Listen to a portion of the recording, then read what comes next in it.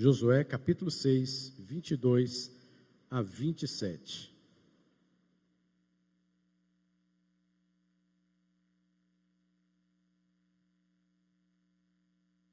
Diz assim: Então disse Josué aos 2 homens que espiaram a terra: Entrai na casa da mulher prostituta e tirai-a de lá com tudo quanto tiver, como lhe jurastes.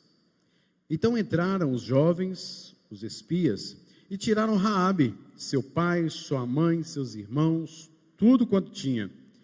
Tiraram também toda a sua parentela e os acamparam fora do arraial de Israel. Porém a cidade e tudo quanto havia nela queimaram-no.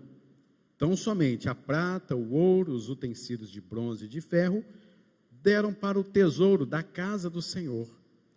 Mas Josué conservou com vida a prostituta Raabe e a casa de seu pai, e tudo quanto tinha, e habitou no meio de Israel até o dia de hoje, porquanto escondera os mensageiros que Josué enviara a espiar Jericó.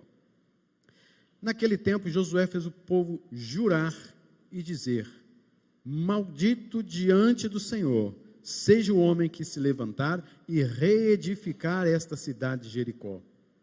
Com a perda do seu primogênito, lhe porá os fundamentos, e à custa do mais novo as portas. Assim era o Senhor com Josué, e corria a sua fama por toda a terra. Senhor, fale profundamente conosco por meio da exposição da Tua palavra. Nós suplicamos a bênção do Senhor, o Teu alimento nesta noite, em nome de Jesus. Amém. O que Deus disse que vai acontecer, e sempre é assim. Esse é o tema do nosso sermão nesta noite, da nossa meditação nesta noite. O que Deus disse que vai acontecer, e sempre é assim. Meus irmãos, na primeira parte deste capítulo de número 6, que meditamos há algum tempo, nós vimos na primeira parte que Deus planeja as nossas lutas com o método dele, para a glória dele. Essa luta que você passa diariamente, a luta por causa da sua vida cristã, na verdade não é uma luta sua ou que você planejou, mas é um método de Deus. E neste método, Deus sempre dá a vitória. Deus faz algo humanamente impensável para que a glória seja dele. Deus faz coisas do método dele, o qual muitas vezes nós não entendemos.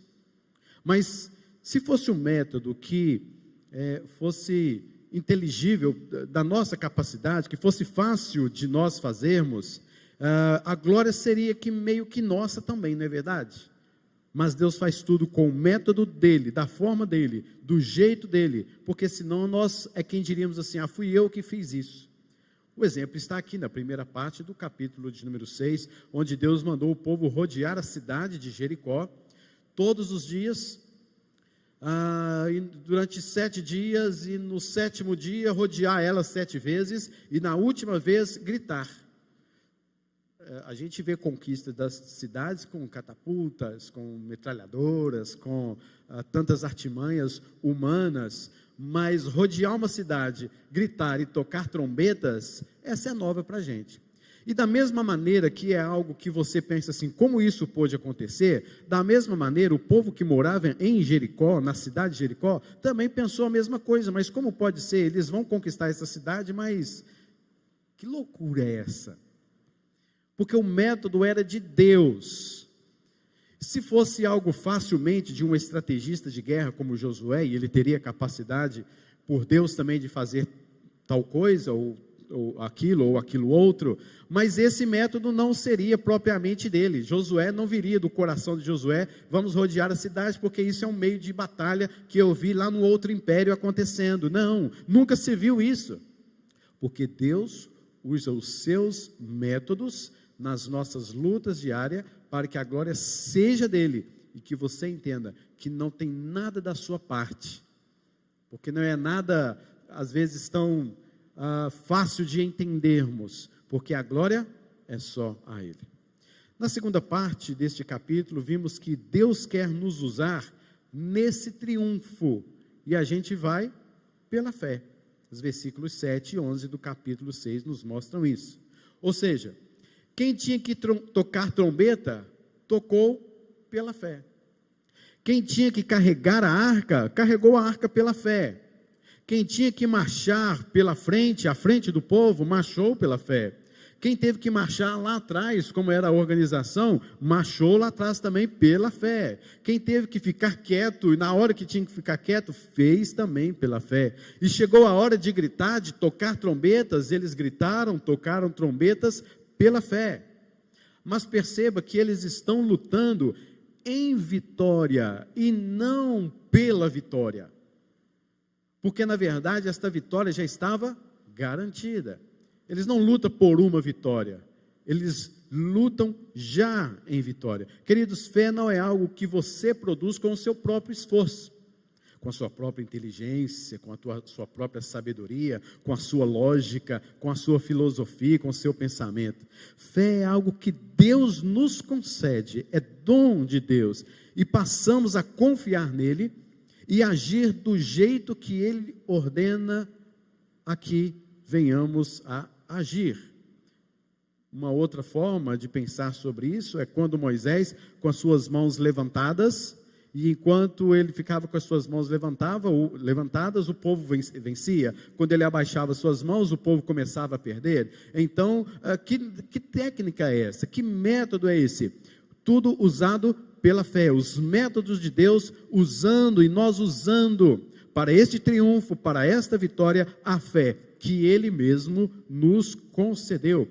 Perceba quando Noé, na sua arca também, e Deus o manda colher os pares de animais, entrar na arca, confie, só faz, só entra na arca, só constrói a arca, entra nela, confie. Abraão, vai para a terra que eu te mostrar, e os seus descendentes farei tão grandes como a areia do mar. Mas Abraão não tem filho, já é velho, a sua esposa é estéril, mas Deus usa os seus métodos, acredite, confie, só confie. E mais tarde Deus ainda fala, ofereça o seu filho para mim. Perceba esses métodos de Deus, que não dá para a gente, assim, compreender a incompreensibilidade de Deus, né? Para quem esteve hoje na escola dominical, não dá para a gente entender esses métodos de Deus. Mas Deus usa da fé que Ele concedeu a nós, para que participemos deste triunfo, sejamos edificados e fortalecidos, e confiemos no método dEle, ainda que nós não entendamos, mas os métodos de Deus sempre são eficazes, e foi isso que aconteceu com o povo para conquistar Jericó. Hebreus 11:30 então nos diz, pela fé, ruíram as muralhas de Jericó, depois de rodeá-las por 7 dias. Hebreus 11:30.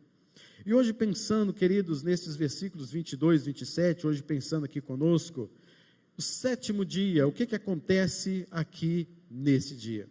Acontece o que Deus disse que ia acontecer. E é sempre assim. As muralhas, queridos, simplesmente ruíram e abriram caminho para o povo de Israel entrar, mataram todos ao fio da espada e conquistaram Jericó.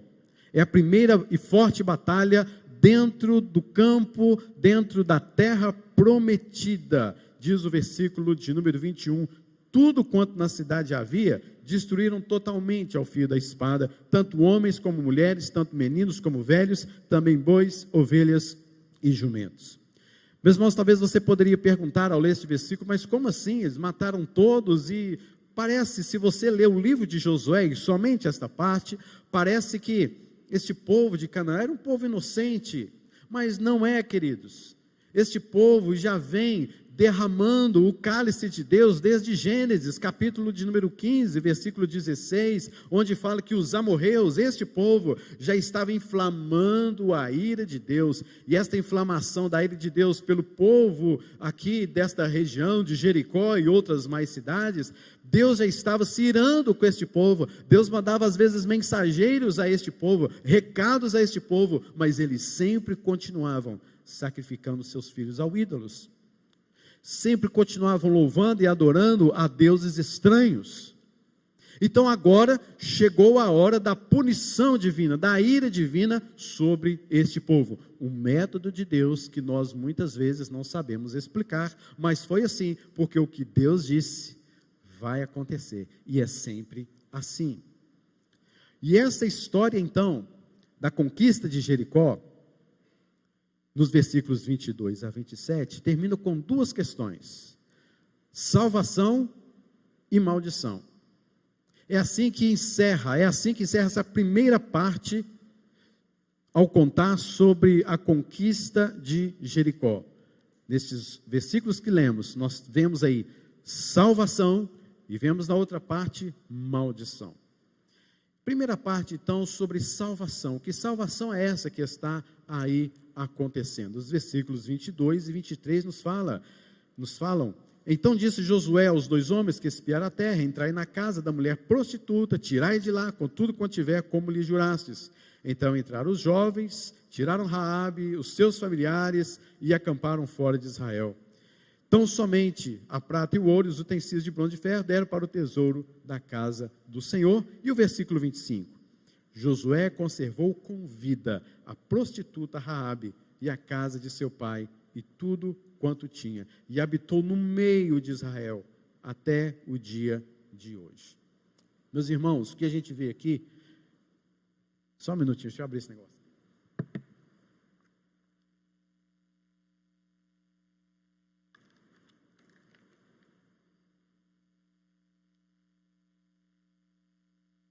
Tem que molhar as palavras de vez em quando, né? O que nós vemos aqui, queridos, é exatamente esta história de salvação no meio de um povo que estava fazendo com que a ira de Deus se derramasse, o cálice da ira de Deus transbordasse. E esta mulher, Raabe, aqui a gente vê que houve salvação sobre ela e sobre a sua casa. E no livro de Hebreus afirma que de fato ela foi salva. Vamos encontrar com Raabe no céu. Foi a mão soberana de Deus que fez todas essas coisas. E Josué não se esqueceu das promessas que foram feitas lá atrás, quando os espias foram ver ao Jericó e entraram e ficaram na casa de Raabe. Raabe os protegeu, os escondeu e prometeu que salvaria a sua vida e de toda a sua família pelo que havia feito. Raabe, meus irmãos, era uma mulher que tinha uma casa de prostituição. Dá para você ter noção de quem nós estamos falando? De uma mulher que pegava algumas outras mulheres e montou uma empresa bem na entrada de Jericó, bem em cima do muro, porque era comum, um muro possivelmente de 4 metros de largura, e era comum vermos algumas casas construídas sobre este muro, e Raabe construiu sua casa ali, e ali era um lugar de casa de prostituição, e nesta casa de prostituição acontecia naquela ocasião, onde muitos turistas passavam para fazer os seus desejos com prostitutas, e muitos passavam ali também como uma casa que sabia informação de tudo quanto é. Qualquer coisa que você precisasse, você podia ir na casa de prostituição, que lá tem alguma informação, tem alguma notícia lá, novinha e fresquinha. E foi até uma estratégia que os próprios espias foram parar na casa de Raabe, não para se prostituírem, mas para saber de notícias e algumas coisas que estavam por ali. E esta mulher, querido, uma prostituta, e é interessante porque este nome, Raabe, sempre é acompanhado com a prostituta Raabe. Essa mulher se converte, mas mesmo depois da sua conversão é a prostituta Raabe, porque é uma marca do que Deus fez na vida daquela mulher. É alguém que, ao nosso ver, não merecia ser salva, mas ela foi, por decreto do Senhor, salva, pois se Deus disse que era assim, assim vai acontecer, e é sempre assim. Queridos irmãos, ao olharmos para a nossa salvação, o que de bom nós fizemos para Deus nos salvar? O que você fez de bom para Deus olhar para você e te salvar? Será que foi porque eu ajudei uma família carente? Será que foi porque eu ajudei alguém que precisava de alguma coisa? Será que eu fui muito bonzinho com alguma coisa e subiu o meu crédito diante de Deus? Ou quem sabe eu decidi por eu mesmo não falar mais sobre determinado assunto?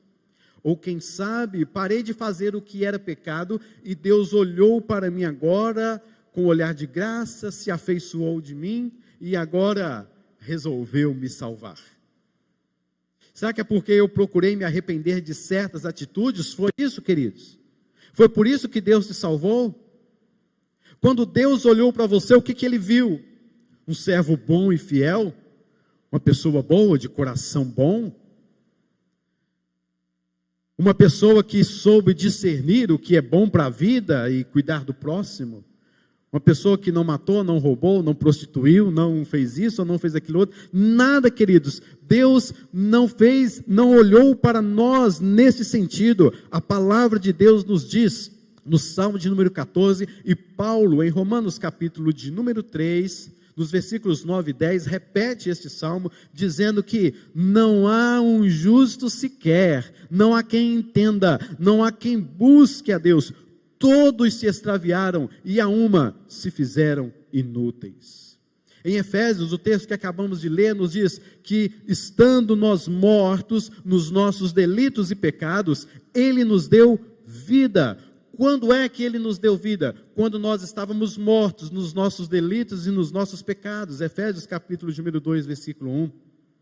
Romanos capítulo 5, versículo 8, nos diz que, mas Deus prova o seu próprio amor para conosco, pelo fato de ter Cristo morrido por nós, sendo nós ainda pecadores. E mais, todos pecaram e carecem da glória de Deus. Sabe quando é que Deus te salvou? Quando você era inimigo dele. Deus salvou Raabe quando Raabe era inimiga de Deus.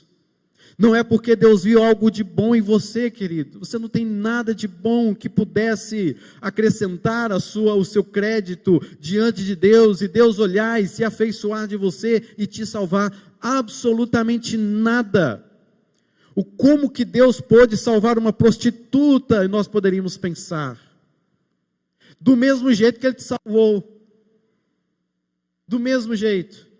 Porque a base da salvação, a base da eleição, da predestinação que temos em Cristo Jesus é o amor de Deus. A base da nossa salvação é o amor de Deus.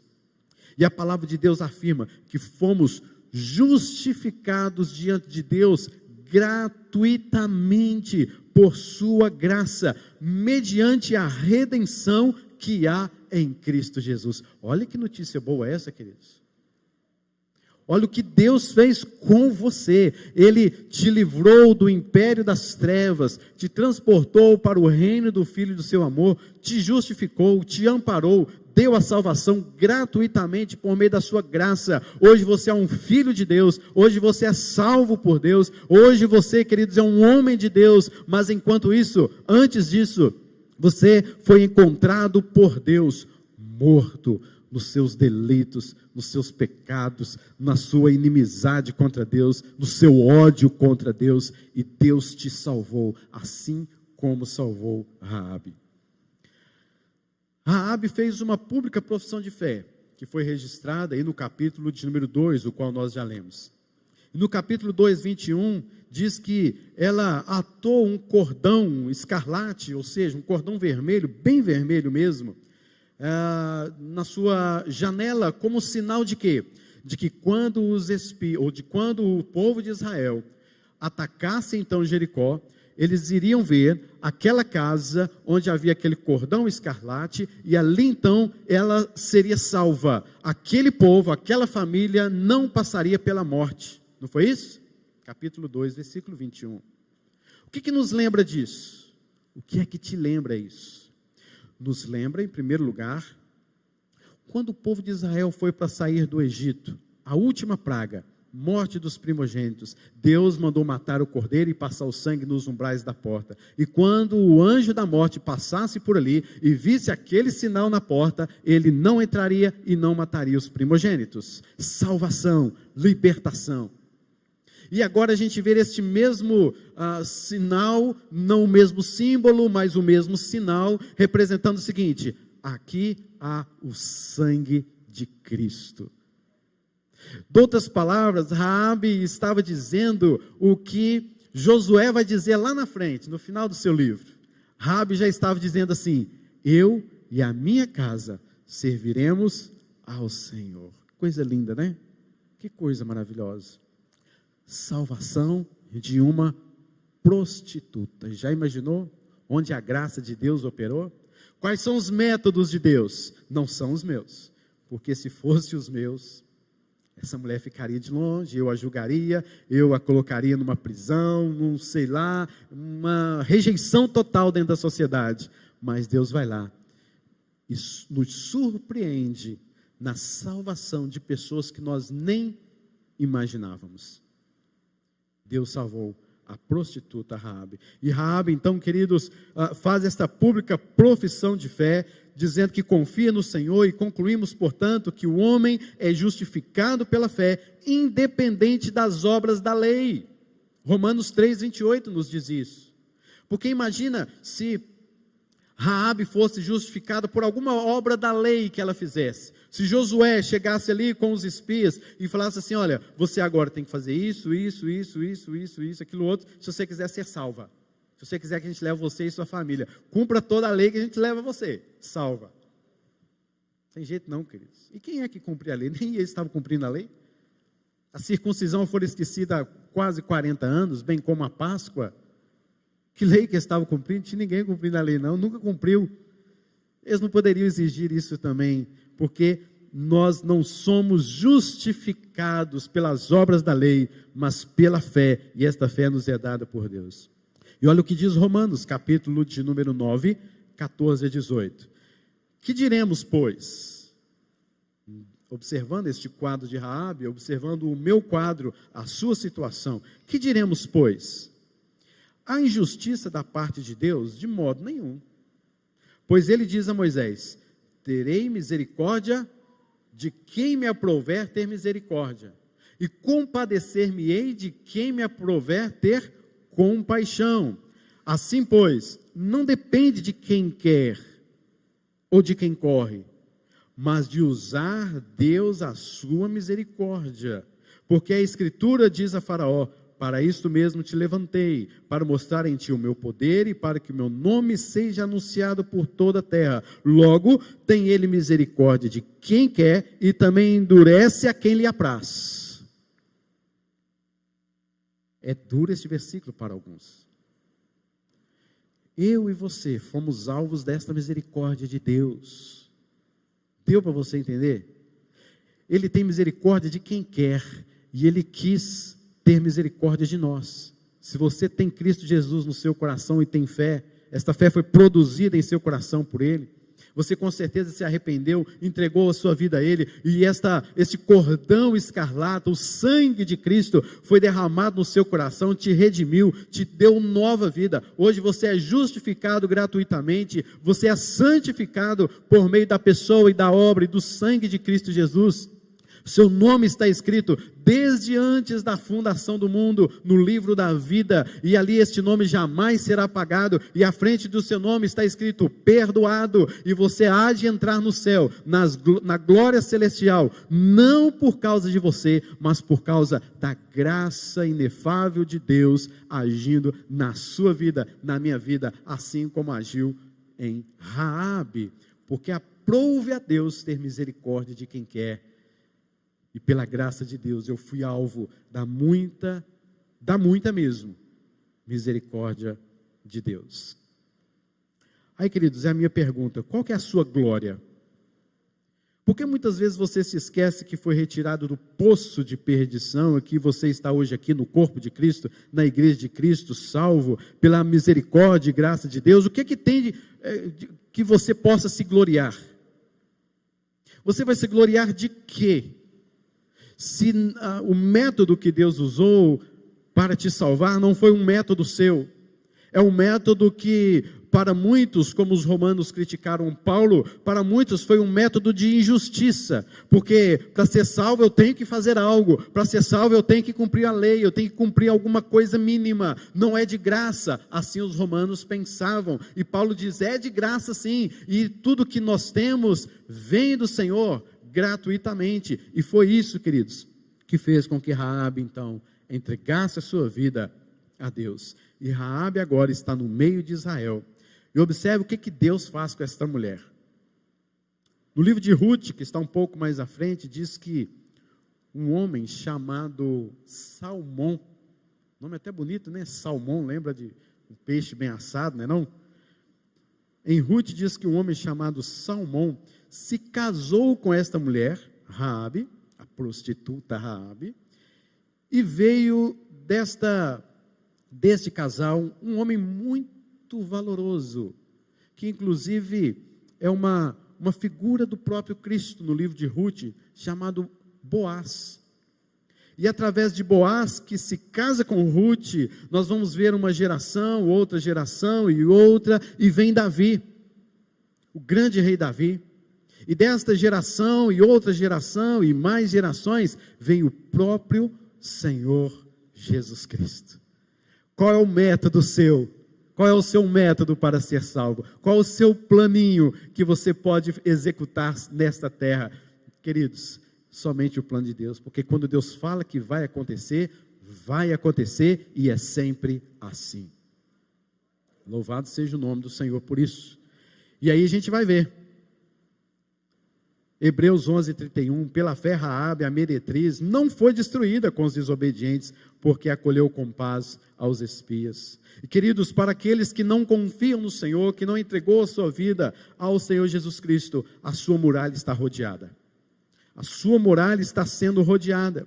Vai chegar a sua hora da mão do juízo de Deus caindo sobre a sua vida. Pode ser hoje ainda, pode ser amanhã, pode ser daqui a alguns anos. Mas uma coisa é certa, o juízo de Deus virá. Assim como esses cananitas, amorreus, foram enchendo o cálice da ira de Deus, durante muito tempo, agora chegou a hora do juízo deste povo. E Deus manda matar crianças, mulheres, homens, e queimar a cidade. Não brinque com o juízo de Deus. Não pense que isso é coisa da religião. Não pense que isso é coisa da teologia. Isso é coisa séria. O juízo de Deus cairá sobre todos aqueles que não estenderam seu manto de escarlate em seu coração, que não professaram a Cristo Jesus. Mas há um outro espaço que nós vemos aqui, queridos, neste texto. Além de tão grande salvação, de salvar uma prostituta, há aqui também, queridos, maldição. Versículos 26 e 27 nos diz assim: naquele tempo, Josué fez o povo jurar e dizer: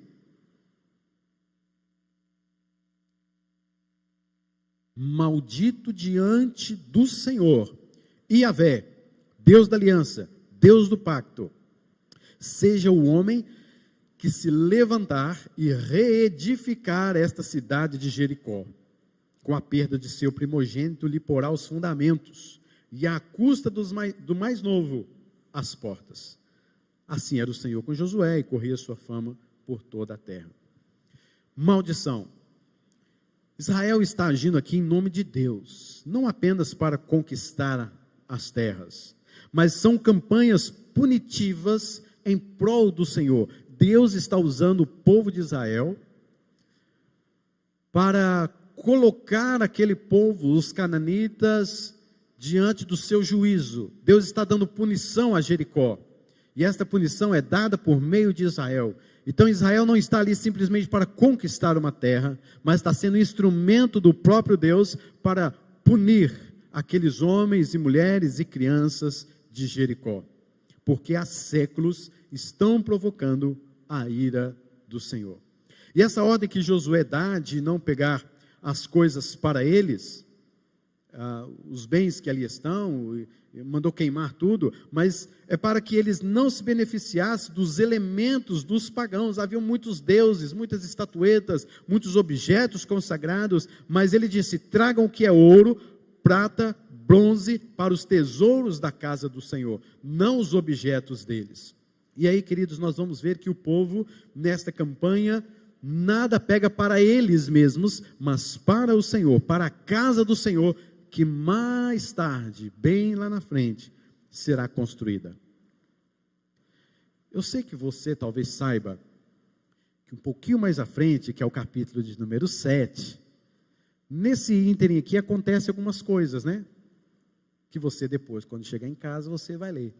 E o povo vai lá, vai pegar os objetos de prata, de ouro, de bronze, os utensílios todos.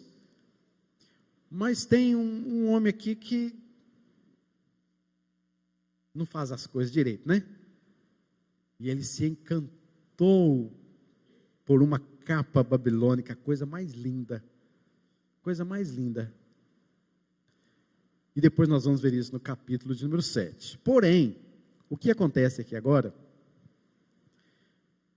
é que Josué profere uma maldição sobre aquela região de Jericó. Ele disse agora, queridos, que maldito diante do Senhor seja o homem que se levantar e reedificar esta cidade de Jericó. No momento em que colocar os fundamentos, o seu primogênito vai morrer.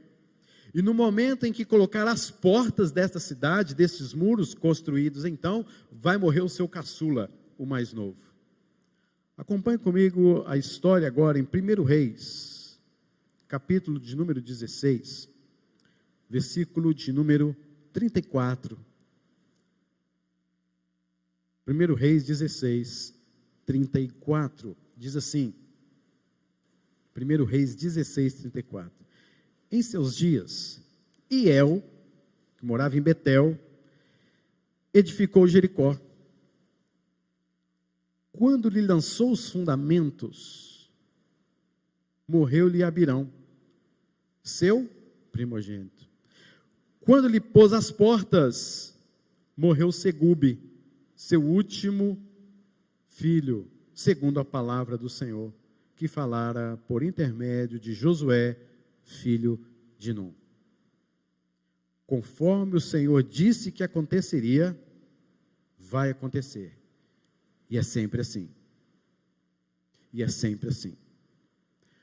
Por isso, queridos, todos aqueles que estão fora dos caminhos do Senhor, todos aqueles que não obedecem a Deus, todos aqueles que ainda estão rebeldes contra o Senhor, e mais, aqueles que dizem ser filhos de Deus e não são, não têm a convicção, a certeza da sua salvação em Cristo Jesus, estão debaixo da maldição de Deus, estão debaixo da ira de Deus, e não há outro caminho, e não há outra forma, não há um local mais subserviente, não há um lugar mais calmo, não há um local mais manso, mas todos aqueles, queridos, que não receberam a Cristo Jesus como seu único e suficiente Salvador, eles estão debaixo da poderosa mão de Deus, e a sua mão é pesada, na sua mão há juízo, na sua mão há justiça, há condenação eterna, e portanto, queridos, são a estas pessoas que nós devemos falar: cuidado com o que você vai construir na sua vida, cuidado com o que você vai edificar na sua vida, porque tudo que vem das suas próprias mãos, tudo aquilo quanto você não busca a Deus em primeiro lugar, tudo quanto você fizer que não agrada ao Senhor, com seu coração endurecido, há maldição sim sobre a sua vida.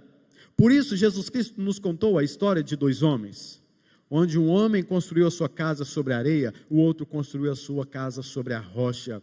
E então vieram as tempestades, os vendavais, os rios se encheram, e aquela casa que estava construída sobre a rocha prevaleceu, mas a casa que estava construída e edificada, e muito bem trabalhada, sobre a areia, perdeu todas as suas coisas, todos os seus bens, foi por água abaixo, porque estava debaixo da maldição, porque a sua casa não foi construída sobre a rocha, porque há uma maldição sobre todos aqueles que não receberam a Cristo Jesus como seu único e suficiente Salvador. A casa que deveria cair era a casa de Raabe, ela sim merecia com que a sua casa fosse destruída, com que ela fosse destruída, com que os seus parentes, seu pai e sua mãe, que estavam vendo todas estas coisas, que sabiam de todas estas coisas, eles é quem deveriam ser destruídos. Mas Deus usa de misericórdia com quem Ele quer. E Deus salva quem Ele quer. E Ele salvou Raabe, Ele salvou a mim, salvou você. Só não tem explicação, não pede para explicar por quê. Eu só sei que foi baseado no amor dele, mas não me peça para explicar o amor de Deus sobre as nossas vidas. Mas todos aqueles, de fato, que edificam a sua casa, sem perceber que a rocha é Cristo, e constrói a sua casa na areia, como foi o caso deste homem, Iel, ele com certeza será condenado à morte eterna. A morte esteve presente como uma maldição. E foi assim que Deus falou desde o início do mundo. Certamente morrerás. Deus amaldiçoou a humanidade. Pastor, mas Deus é amor. Como você fala que Deus amaldiçoou? Queridos, é isso mesmo.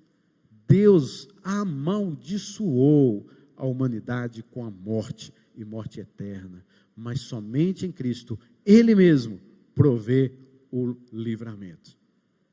Meus irmãos, as batalhas devem ser lutadas com as armas espirituais dadas por Deus, e tem como objetivo a glória dEle. Tanto a condenação de Iel, tanto a condenação de Jericó, foi para a glória do Senhor. A salvação de Raabe, a salvação e a conquista daquele povo, daquela terra, foi para a glória do Senhor. Mas devemos saber o seguinte: em que lado você está? Se você está junto com o novo Josué, que é Jesus Cristo, que é o mesmo nome, Josué é Jesus. Se você está com Ele, queridos, marchando neste mundo, lutando neste mundo, você pode ter plena certeza da sua salvação garantida eternamente. Mas se você está seguro na sua fortalezazinha que é Jericó, que são apenas muros construídos por homens, por você, achando que nunca o Senhor vai pesar a sua mão de juízo sobre a sua vida, você está tremendamente enganado. Porque uma hora a sua muralha vai ruir, uma hora a sua casa na areia vai ruir. Então é necessário o manto de escarlate na sua vida, o sangue de Jesus cobrindo a sua vida. E o convite permanece: venha para Jesus e você receberá vida, vida eterna, segurança. E era nisso que o povo de Israel aqui confiava e acreditava. Eles foram por fé, eles batalharam com fé, não por uma vitória, mas eles já estavam com a vitória garantida, e Josué e os israelitas sabiam disso. Você já está com a vitória garantida quando você tem Cristo em sua vida. Pela fé, queridos, faça o que Deus mandou fazer. Mesmo que não pareça nenhuma rachadura na muralha, mas faça, só faz. Só obedece. Louva a Ele, glorifica a Ele, porque tudo que Ele nos manda a fazer é para a glória dEle, é para a nossa própria vida, nosso bem-estar e muito mais do que isso, a nossa salvação. Só faz. Confie. A sabedoria divina vai agir em sua vida para a glória do próprio Deus. Mas nunca se esqueça disso que nós aqui estudamos nesta noite. Quando o Senhor disse que acontecerá, vai acontecer. E é sempre assim. Eu quero orar por você neste instante, em nome de Jesus.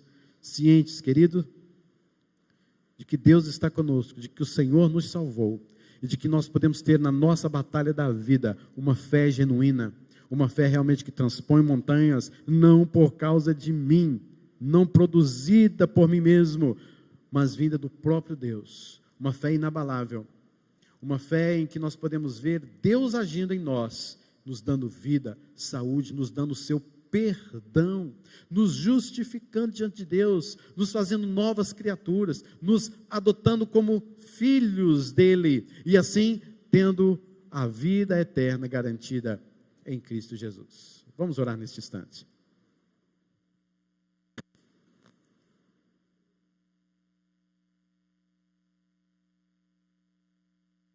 Senhor, obrigado por tamanha graça.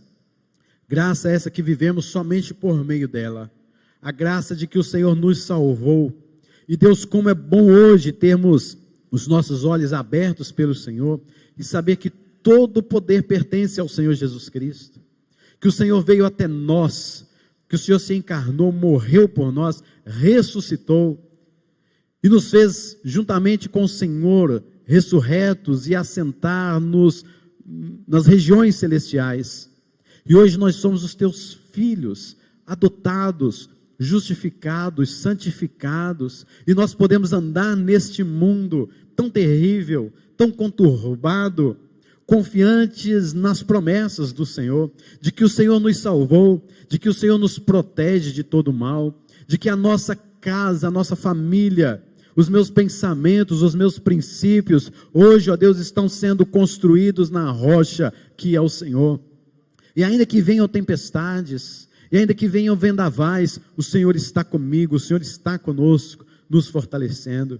E Senhor, abençoe aquelas pessoas para quem nós já pregamos o Teu Evangelho, e ainda estão debaixo da maldição e da Tua ira. Senhor, tem misericórdia destas pessoas, age com poder e com graça, para que elas possam, Deus, entender que a casa delas está em ruínas, e elas precisam urgentemente do Evangelho, da graça do Senhor, porque nós vivemos unicamente por Tua graça, e nós queremos louvar o Teu nome, bendizer ao Senhor, e dizer ao Senhor que todo o poder foi dado ao Senhor Jesus Cristo, para nos salvar.